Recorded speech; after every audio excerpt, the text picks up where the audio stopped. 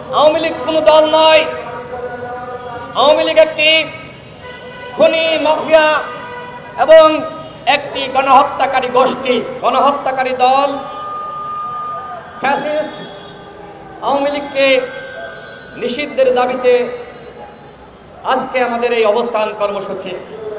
বাংলাদেশে একমাত্র দল হিসেবে আমরা 64 জেলার ডিসির মাধ্যমে মাননীয় প্রধান উপদেষ্টা বরাবর আওয়ামী লীগকে নিষিদ্ধ করার দাবিতে স্মারকলিপি দিয়েছিলাম। কিন্তু দুঃখের সাথে বলতে হয়, এখনো পর্যন্ত প্রধান উপদেষ্টার কাছ থেকে বা তার কার্যালয়ের পক্ষ থেকে কোনো উত্তর আমরা পাইনি। আমরা তার কাছ থেকে জবাব পেয়েছি যে এই গণহত্যাকারী দল আগামীতে নির্বাচনে অংশ নিতে পারবে। আওয়ামী লীগ কোনো দল নয়। আওয়ামী লীগ একটি খুনি মাফিয়া এবং একটি গণহত্যাকারী গোষ্ঠী। ৭১-এর পরে শেখ মুজিবের নেতৃত্বে প্রায় ৩০,০০০ জাসদ এবং ওই সময়কার রাজনৈতিক দলের নেতাকর্মীদেরকে হত্যা করা হয়েছে। ঠিক আমরা ২৪-এ দেখলাম ওই শেখ মুজিবের কন্যা ডাইনি শেখ হাসিনা, তার নেতৃত্বে ২০০০ ছাত্র জনতাকে গুলি করে হত্যা করা হয়েছে এবং ৩০,০০০ আহত যোদ্ধা। এই যে ৩০,০০০ মানুষ, তারা এখনো পর্যন্ত হাসপাতালের বিছানায় কাতরাচ্ছে। অনেকে আমাদের অফিসে এসেছে, আমরা কথা বলেছি। যারা গুরুতর আহত, এদেরকে মাত্র ১ লাখ টাকা করে ক্ষতিপূরণ দেওয়া হয়েছে। আমাদের জীবনটা কি এতটাই মূল্যহীন এই সরকারের কাছে যে মাত্র ১ লাখ টাকা? ১ লাখ টাকা দিয়ে কি চিকিৎসা হয়?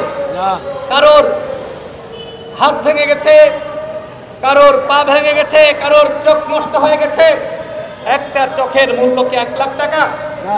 আমরা সরকারকে বলেছিলাম এদের পুনর্বাসনের ব্যবস্থা করতে হবে, চাকরি দিতে হবে, এদের ভাতা দিতে হবে, এদের চিকিৎসার ব্যবস্থা করতে হবে।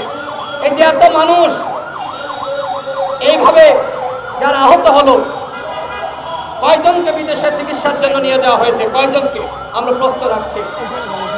এই সরকার আহতদের পুনর্বাসন করতে পারে নাই।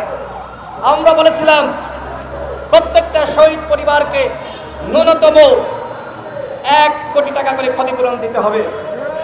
দিয়েছে? একটা জুলাই ফাউন্ডেশন গঠন করা হয়েছিল। এই ফাউন্ডেশনের কাজটা কি এখনো পর্যন্ত আমরা বুঝতে পারলাম না। জুলাই ফাউন্ডেশনের সাধারণ সম্পাদক সার্জিস আলম, তিনি পদত্যাগ করলেন। দায়িত্ব নিয়েছিলেন শহীদ পরিবারকে ক্ষতিপূরণ দেবে, আহতদের পুনর্বাসন করবে, সেই কাজে ব্যর্থ হয়ে তিনি পদত্যাগ করলেন। অবশ্যই এটি ভালো, বাংলাদেশে পদত্যাগ করার নজির নাই, তিনি নজির সৃষ্টি করেছেন। আর সেই জায়গায় আমি তাকে ধন্যবাদ দিই যে ব্যর্থ হয়ে তিনি পদত্যাগ করেছেন। এই অন্তর্বর্তীকালীন সরকারের অনেক উপদেষ্টারা যারা কি কাজ করে আপনারা কেউ জানেন? অনেক উপদেষ্টার নাম পর্যন্ত আমরা জানি না। তারা কি আসলে দাপ্তরিক কাজ করছে নাকি করছে না, আমরা সেটিও জানি না। আমাদের একজন আছে স্বরাষ্ট্র উপদেষ্টা, এতদিন দায়িত্ব পালন করছে,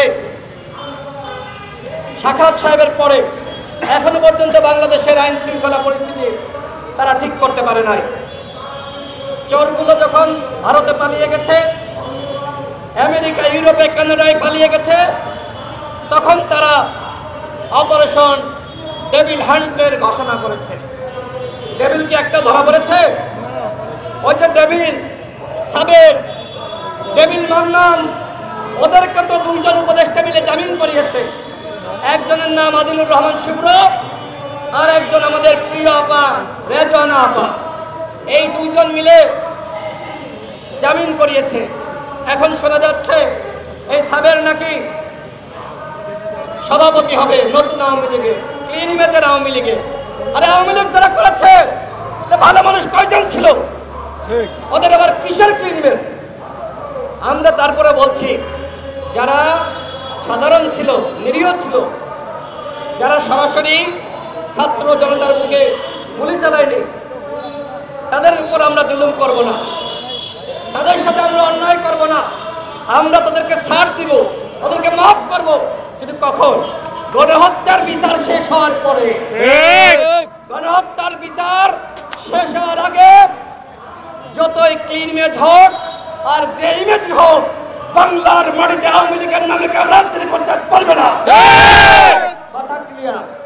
প্রধান উপদেষ্টা হন আর যে উপদেষ্টা হন, কাউকে কোনো টাইম নাই।